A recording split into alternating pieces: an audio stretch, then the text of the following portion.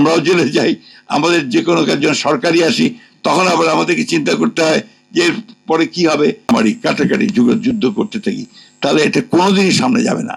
আপনি চিন্তা করে দেখেন, চীন, আমরা সে 1948-এ আপনার হলো, 47-এ আপনার ভারত ভাগ হলো, তাই না?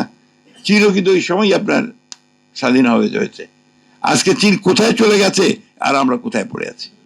এর কারণ হচ্ছে আমাদের এত বেশি দ্বিধাবিভক্ত, আমরা এত বেশি আমরা আপনার নিজেদের মধ্যে সমস্যা তৈরি করি যে কখনো একমত হয়ে একটা মনোলিথিক একটা নেশন হিসাবে কিন্তু আমরা দাঁড়াতে পারছি না, যে কারণে আজকে সমস্যাগুলো তৈরি হচ্ছে। আমি মনে করি যেগুলো আমাদের সকলেরই চিন্তা করা উচিত। আমরা রাজনীতি করি, স্টেক আমাদের সবচেয়ে বেশি। আপনাদের সাংবাদিকদের বলেন, অন্যান্য পেশাজীবীদের বলেন, তাদের সবচেয়ে বেশি স্টেক আমাদের।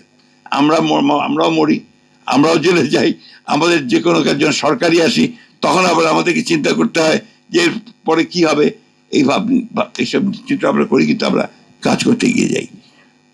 পৃথিবীটা তো বদলে গেছে এখন, পৃথিবীতে সে আগের পৃথিবী নাই এখন। আপনি চিন্তা করে দেখেন, আজকে অবলীলায় একটা বৃহৎ শক্তি তারা আরেকটি দেশের প্রেসিডেন্টকে তুলে নিয়ে চলে যায়, আরেকটা শক্তি তারা আপনার আরেক দিকে সমানে আপনার আক্রমণ করছে, গোড়াগুড়ি করছে এবং আপনার সমস্ত আপনার ধ্বংস করে দিচ্ছে।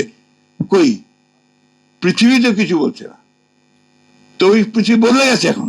তার সেই জন্যই আমাদেরকে সেইভাবে সব কিছুকে মাথায় নিয়ে কনসিডার করে আমাদেরকে এগোতে হবে। হ্যাঁ, আমরা জানি যে বাংলাদেশের অনেক সমস্যা আছে, আপনাদের সাংবাদিক এই মিডিয়াতে বহুত সমস্যা আছে, বেকারত্ব আছে, তার মধ্যেও কিন্তু আমাদেরকে একটু সহনশীল পর্যায়ে গিয়ে এগিয়ে যেতে হবে।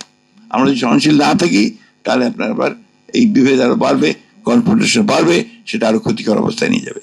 তাই আমি অনুরোধ করব যে আপনারা পজিটিভলি, ইতিবাচক ভাবে দেখুন সব জিনিসগুলোকে, এবং সরকারকে সময় দেন, সুযোগ দেন, যাতে সরকার সেই কাজগুলো করতে পারে। মাত্র 5 মাস কয়েকদিন হয়েছে, এর মধ্যেই যদি সবকিছু আমরা সঠিক চাই, এটা সম্ভব না, তাই না? তার মধ্যে আপনারা দেখেন যে মোটামুটি কাজগুলো এগুচ্ছে। আমি অনুরোধ করব যে আসুন আমরা পজিটিভলি দেখে আমরা কাজ করি, আর সরকারকে সময় দেই কাজগুলো করা ঠিক মতো, এগুলো আমাদের মনে রাখতে হবে। দ্বিতীয়ত হচ্ছে যে সাংবাদিক যে সমস্যাগুলো আছে, সেগুলো আমরা অবশ্যই সমাধান করার চেষ্টা করব। আপনাদের সকলকে ধন্যবাদ। এবং সবশেষে আবার এই জুলাই যোদ্ধা যারা প্রাণ দিয়েছেন, শহীদ হয়েছেন, তাদের প্রতি শ্রদ্ধা, আর যারা বেঁচে আছেন তাদের মধ্যে সহযোগিতার হাত বাড়িয়ে দেওয়ার জন্য অনুরোধ করছি।